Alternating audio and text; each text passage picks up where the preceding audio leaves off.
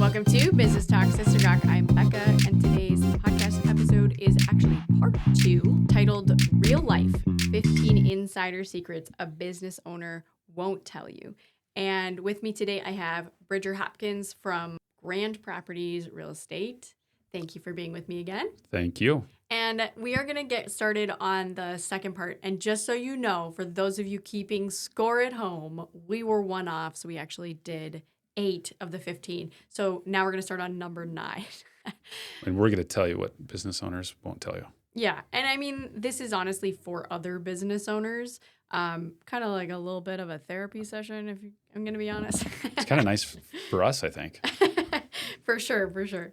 Okay. So number 9, making more money is not always the answer. This one is hitting a little maybe closer to home for me right now. I don't know. My business has taken off quite a bit in the last couple of months, especially. And it's a good problem to have because it brings in more revenue. It gives me more opportunities. Mm-hmm. But because of how I'm set up right now, I'm a solopreneur. It's just me. I have some support, but in what I'm doing, it's mostly dependent on what I do. And so with that, more money, more opportunities just means I work more. That's not the goal for me. That's not the goal my family has for me either.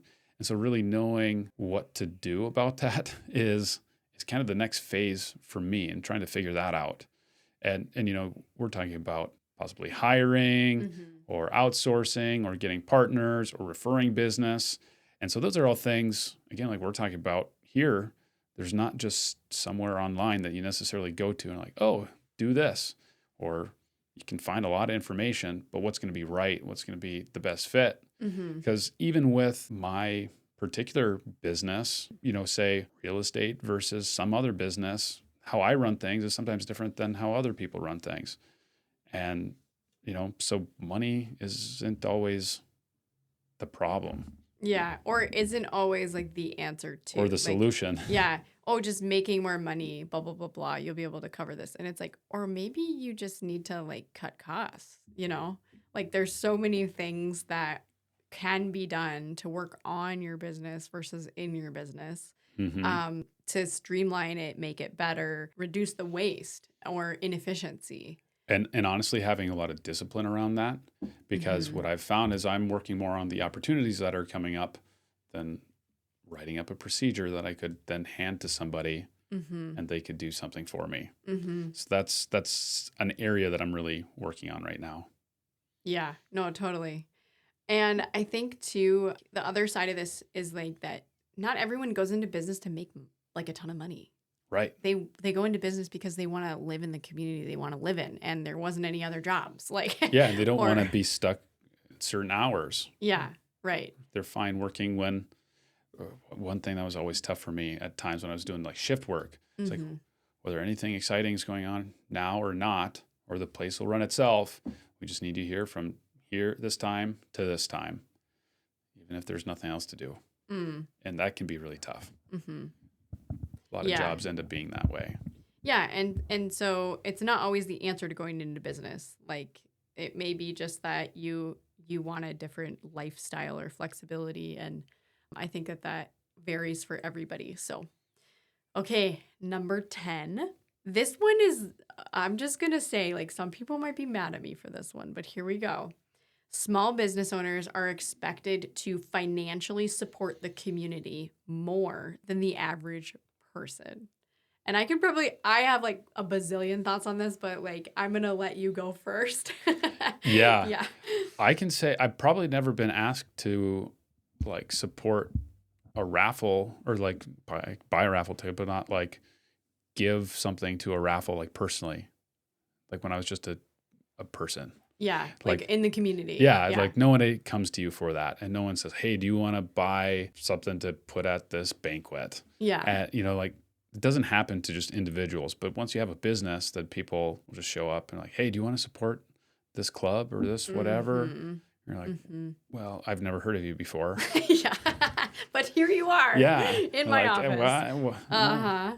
Yeah, and that's probably the baseline. Like this says, like small business owners more so than the average person. I think probably even more so than bigger businesses. Oh, yeah. And I'm going to say this is going to be true. Like anyone who has a brick and mortar business or even a Google business listing on the internet, because people see you have a location, whatever, they call your phone number. Like, I don't know how many times the radio has called me and asked me like, oh, you should pay us. And I'm like, for what? Yeah, why would I do this? Because like, we're going to give you ads or we're going to send people to you. And I'm like, but what if I don't want the people that you're talking to, you know?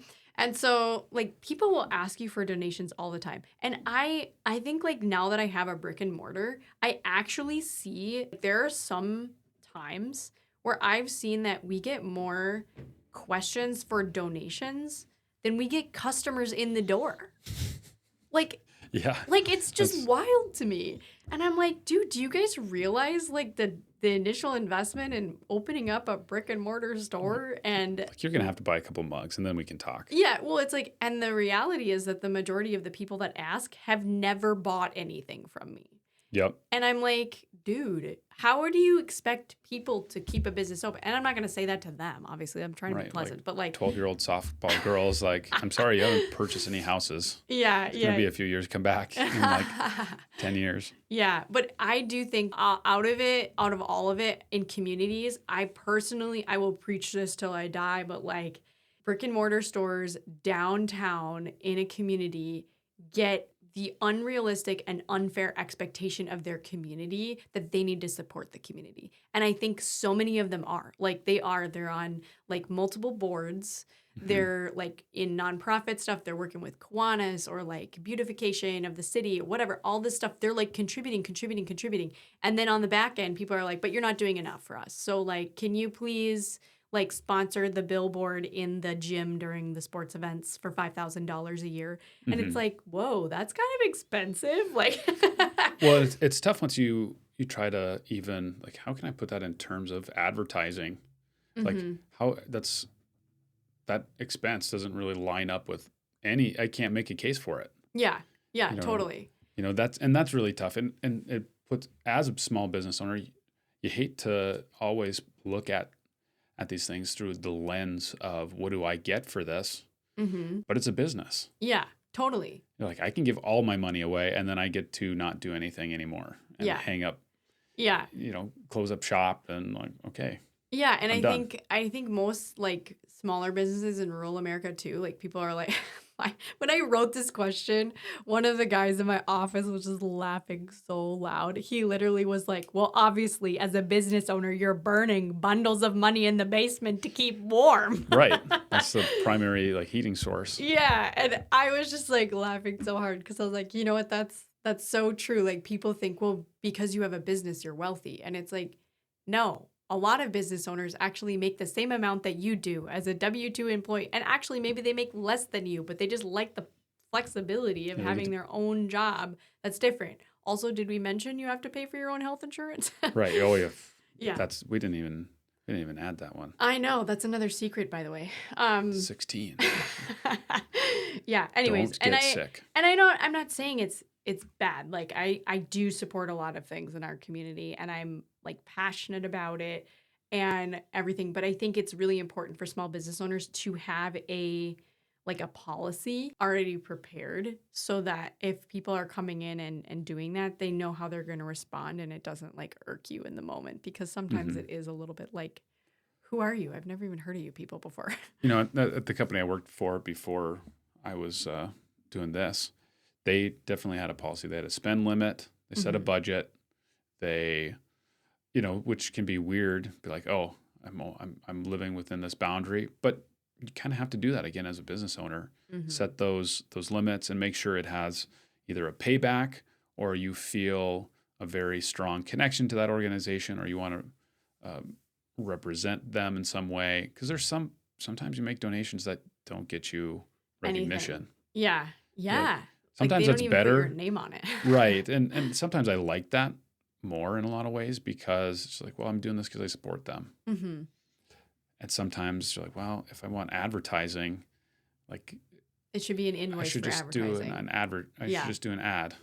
Like if I wanted my name on some banner somewhere, it's a different thing. Yeah, for sure. And I would say if you're listening to this and you're just a regular consumer and you don't own a business, my tip to you would be if you shop at a local business or you're working with somebody local, Go ask them for free money. no, what I was going to say is when you buy from them, you say, hey, I'm buying from you because I saw that you support this and so do I. Right. Because then they know if there's actually a return on investment in what they're doing. You Yep. know what I'm saying? And I think the more like real feedback you can get from your customers on where they actually are like appreciative of what you're putting into the community, it's going to help make a decision on whether or not you support that in the future. Like I said, it's really hard to, am I doing this because I support them and really, or am I doing this because I want something out of it? Mm-hmm. But if you can clearly show the business owners like, hey, I appreciate that you support this. That's why I'm, supporting you. Mm-hmm. That's a good way to keep those things rolling. Mm-hmm. For sure. Number 11, taking a vacation as a small business owner is a big deal. I think it's a big deal. But you go first and tell people why you think that. Yeah. So this year we've been fortunate. And so this is, again, starting the first full calendar year of just running my own business full time. And it's been cool because I've been able to travel twice, my family and I would almost be out of vacation time for the whole rest of 2025 based on how long we've been gone.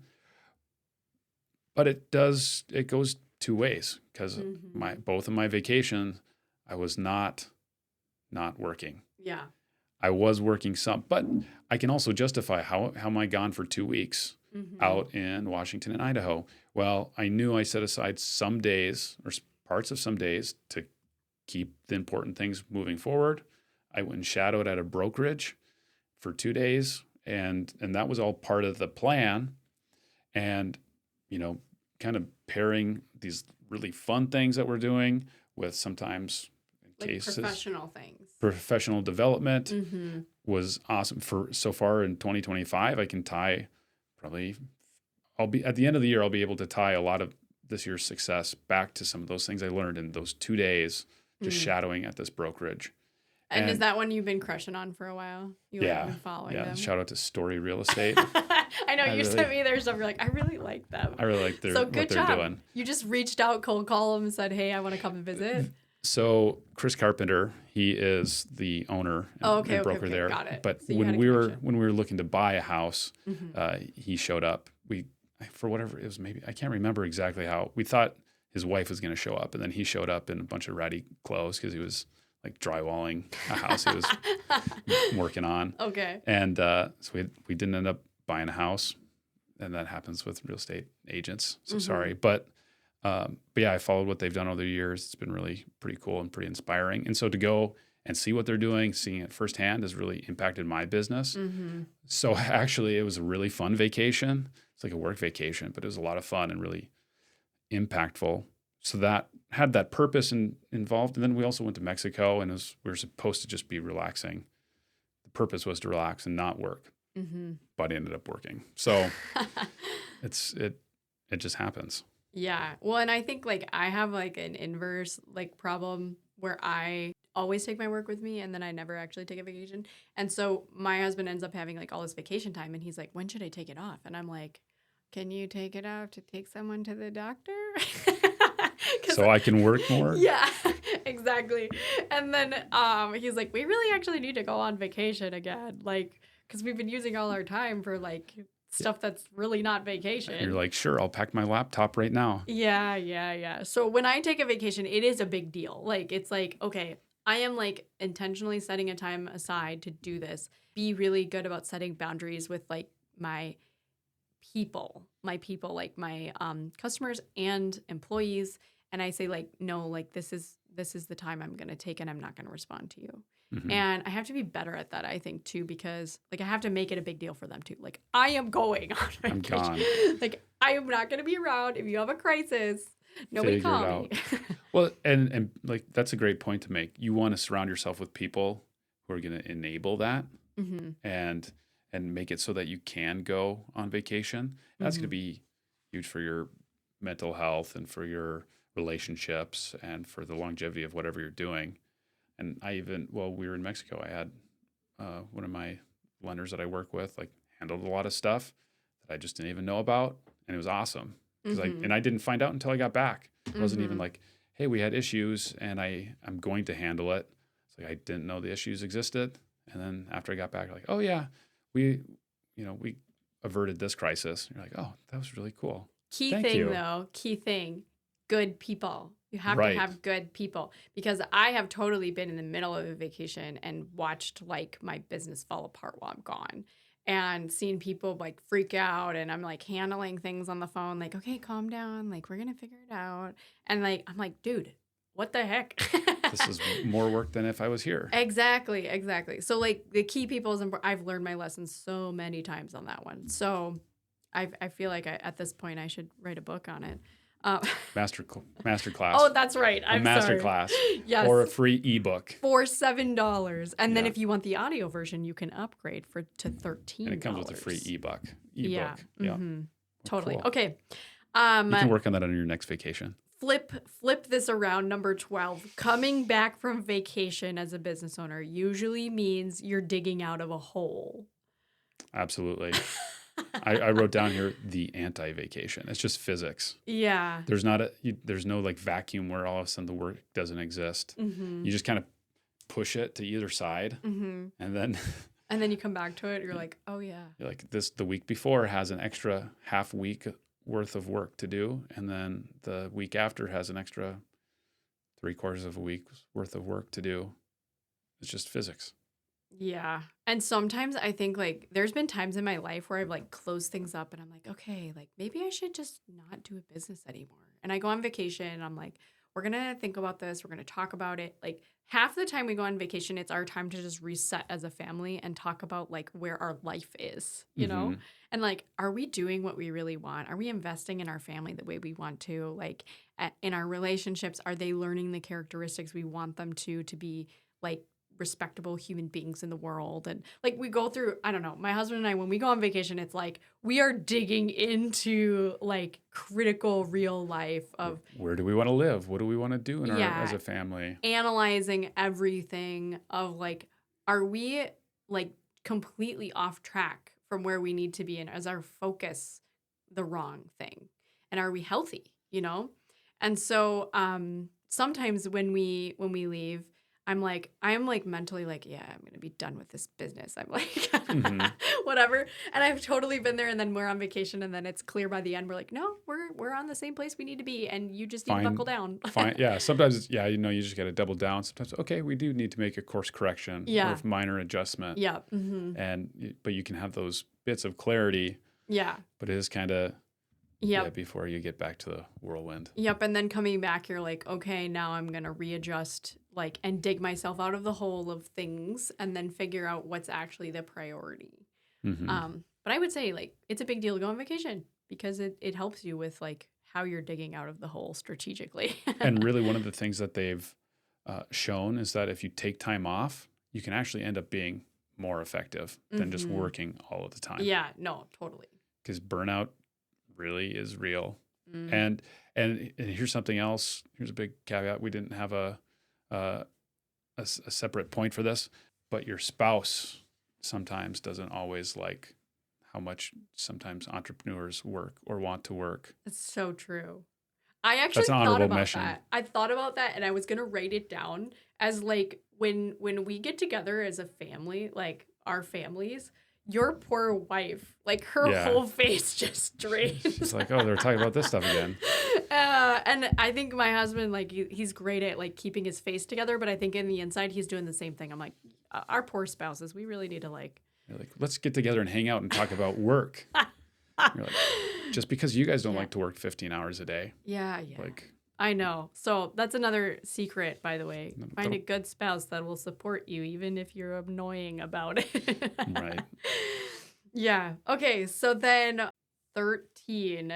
I put this one in here. I don't know if it's the same for you, but I put assistance application or like scholarships or whatever, insurance claims. I personally think like nobody realizes how bad these are for business owners. I don't know if you've ever experienced this, but we got into a car accident and like somebody hit us, whatever. And I said, well, I wasn't able, they said, were you not able to work? And I said, well, no, I had to take days off. I was in the emergency room and I was like pregnant at the time. It was super scary. And like they were having to check the baby, all this stuff. And so they're like, okay, well, we'll compensate you for like lost wages or whatever, but you need to send us your W-2 form. And I'm like, about that. yeah, well, I'm a small business owner, so I don't really have that. And then it's all of a sudden like, well, you need to show us proof that you make this much money. And you have to find like contracts from like whenever you started working with your clients on like your hourly wage. You have to like provide all this stuff up the wazoo that nobody else has to do, you know, because they're like, well, are you really working? I'm like, dude, seriously? And then if you are really working, like they're like, if you take one call on the day that you're home and quote, not working like a regular employee that takes a day off, like you're no longer compensated anymore. You worked on your business. I'm like, so if I ever talk about anything with business while I'm at home, it doesn't count. Right. And like, we're never gonna like compensate you anything. I'm like, this is kind of ridiculous. Yeah, because I'm pretty sure other people would get an email, even from their W-2 employer, like, hey, where did you leave this? I know you just had a car accident, but where'd you put this file? Yeah, and they would probably respond. Yeah. But if you were to do it as a business owner, nope, that's out. Like a guy's out in a van monitoring. Yeah, I know. But anyways, it just the principle, the ethics of it. I'm like, well, the worst thing about that too is that it takes away from your business after the fact. Yeah. Like, okay, so I should be working, but I'm going to spend all of my time telling you that I do work. Yeah. Instead of actually 100%. doing work. Like, how much work does it take to actually prove that you make an income? Like, yeah. Sometimes it can be a lot because they're like, hey, that's not what we wanted to see. We actually want to see it in this way. Yeah. And I'm telling you, like, and what was your 5th grade GPA? We're going to need that. Right? Sometimes like that just really, really gets me with like applications for things. Or like my kids were applying for a scholarship and they're like, oh, you're a small business owner? Well, we don't just want your taxes. We want your hopes and your dreams. Yeah, like we need to know everything. Like they wanted like everything. I don't know. It was ridiculous. Like they wanted like 3 months of bank statements from every single bank account for my business. I was like, are you serious? What are you going to do with that? Yeah. Do you even know what that means? Yeah. I actually said that. I was like, are you going to have anyone reviewing this as a business owner? Do you even know what you're looking at? Yeah, and because, you know, like business owners, like you have to hold your own tax.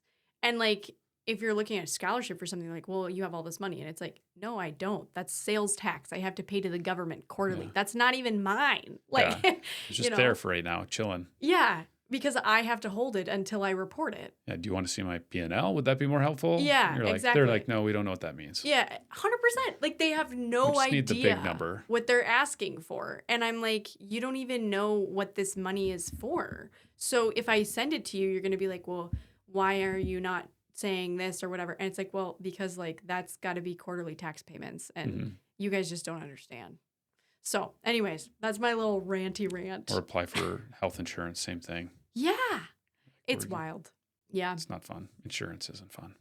Anyways, so anything to do with that, just in case you didn't know, before you get yourself in that situation, make sure you have contracts with your clients where you're putting like an hourly rate or like you're paying yourself if you do have like a salary position, like you have a W-2, whatever you need to do, but make sure you have that stuff prepped because otherwise and document it. Yeah, because otherwise when you get to those kind of situations, it's like you're combing through like loads of paperwork trying to organize it and make new files and whatever else. So, hot tip. Yeah. Okay.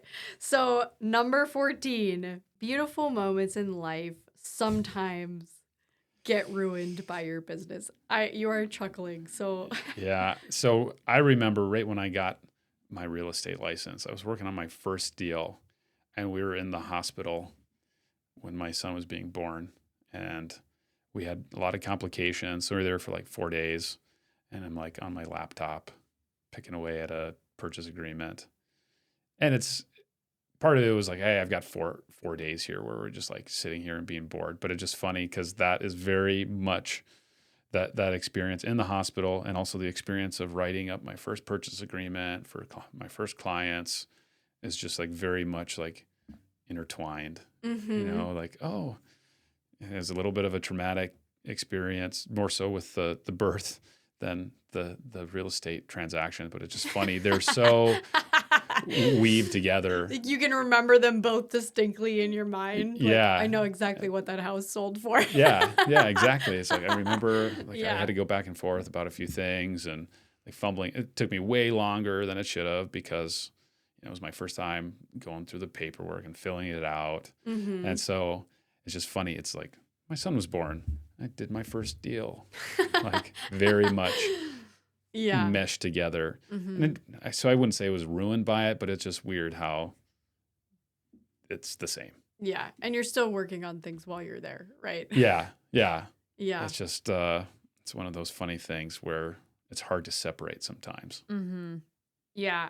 Mine that I wrote down for this, I'm like, oh yeah, 100%, was I had a baby. And before I went on like to have the baby, whatever, I had at the time like a different division of my company. And I probably still have it on my website. I need to take it down. Where I was like doing a lot of work, like doing career counseling with kids with disabilities. And I had like a state contract, whatever. And so I had everything prepped for my employees. Like I had wrote lesson plans. I had like all of these things for them to do. I'm like, you will not run out of things to teach these children. Like you're going to be great. And like right after I had the baby, it was probably like I got home from the hospital and both of the employees that I had were like, by the way, I'm going to take a 2-week vacation. And I'm like, what? It wasn't even like, Call HR. It wasn't like, can I? It was like, I'm just going to take 2 weeks off. And they both decided to do it at the same time, unbeknownst to each other. Like, and I was like, oh, okay. So then I had like clients calling me like, well, I still need to get like my meeting and all this kind of stuff. And all of a sudden, like, thankfully my husband has like paternity leave too. So I am like literally like a couple days out of the hospital. And I'm like trying to train in your new employee. Well, no, I didn't even hire. No, I was like your husband. Yeah. Yeah. Here's how you change a diaper. Like enjoy.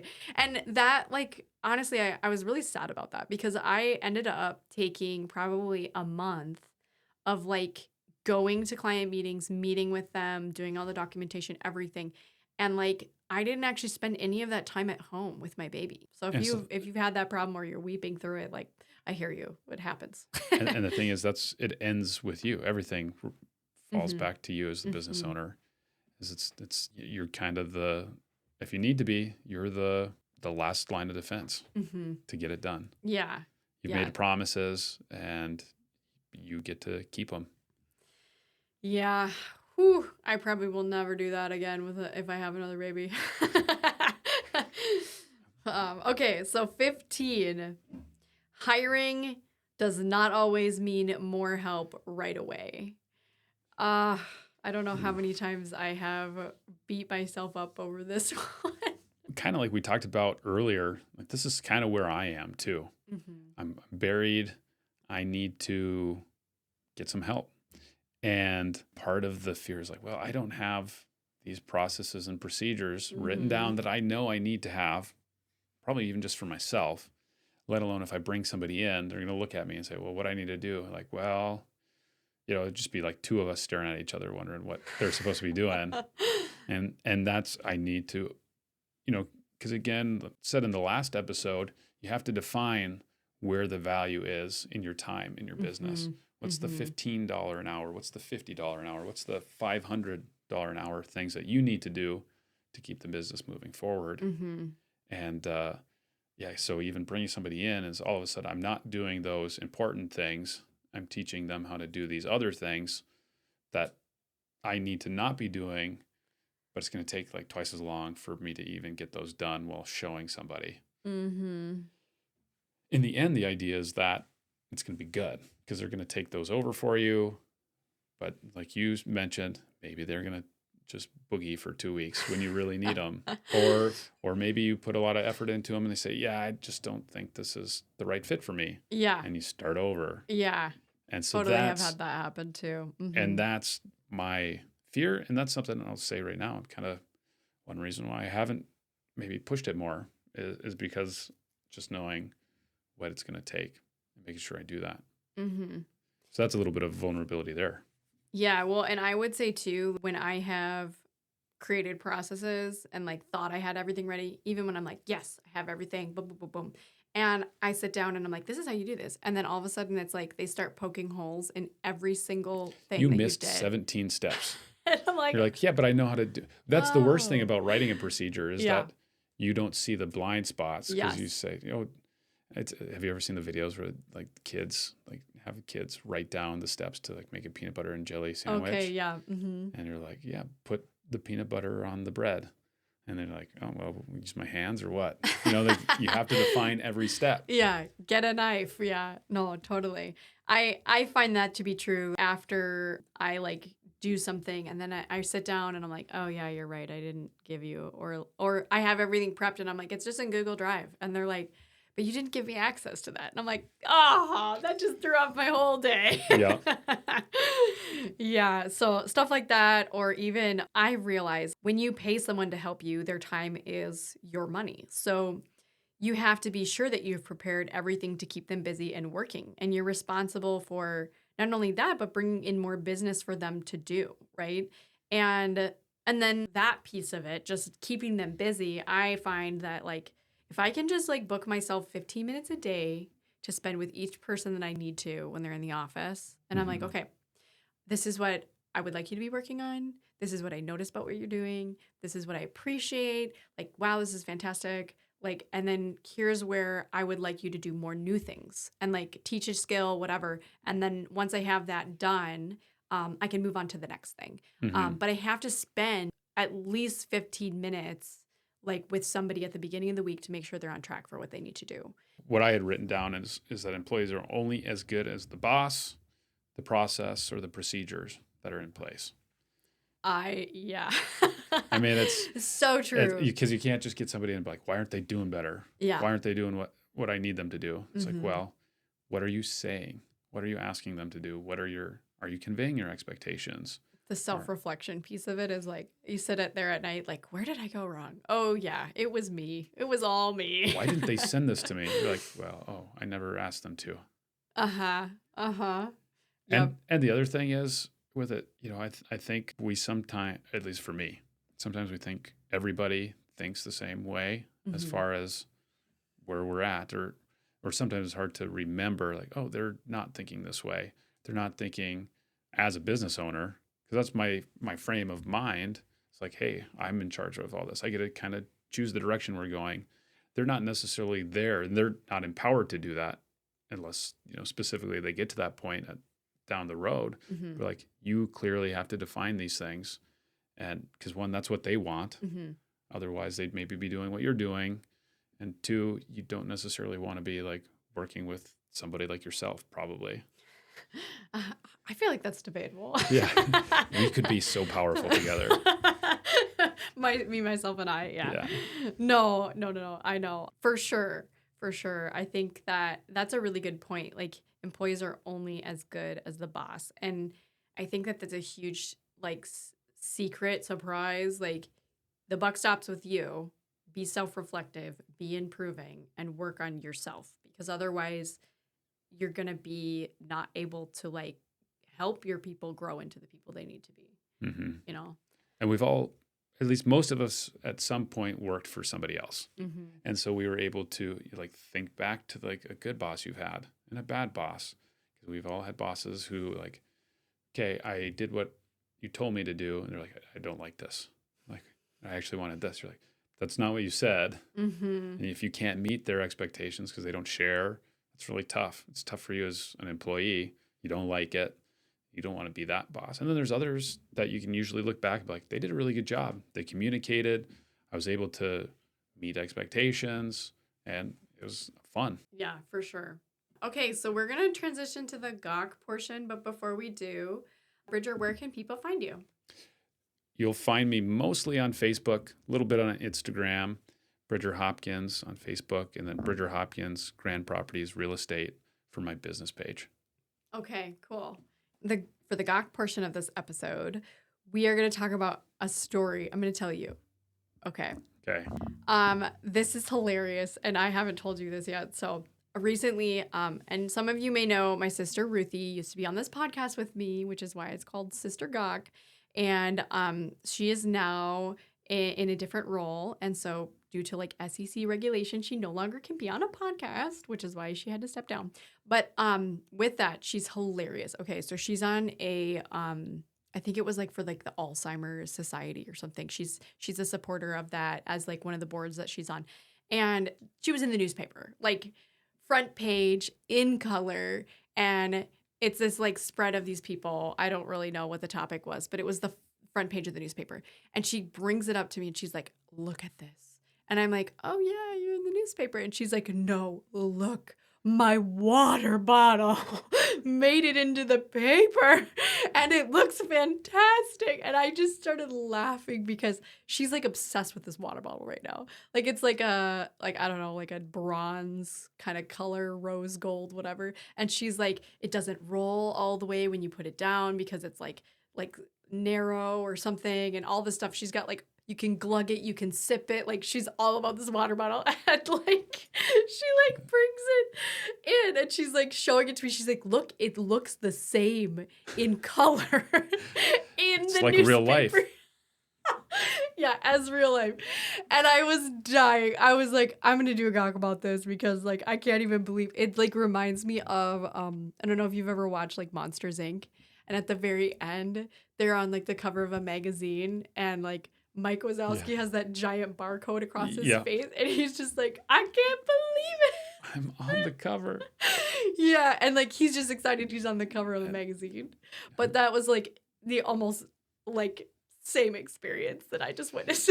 So you can find Ruthie's affiliate code for that water bottle, right? Yeah, really? Yeah. Really? Oh, yeah. Anyways, so if you enjoyed this episode and all of our ramblings, you should give it a review on wherever you are listening. And we will see you next time. Actually, Bridger, you're starting something new. Yeah, I'm going to be starting a podcast pretty quick here. It is going to be Bridge Out Ahead. We're going to be something similar along these lines where we're talking with business owners, but looking at the journey, how they got there, detours, road construction, the like that they run into. Talking about the failures portion, yeah. Yeah, it's like you got to frame it right. Yeah. The detours, the mistakes, the issues you run into, but ultimately building to what you wanted to build. Awesome. Well, I'll be definitely sharing that when it comes out, and you should be listening to Bridger here pretty shortly.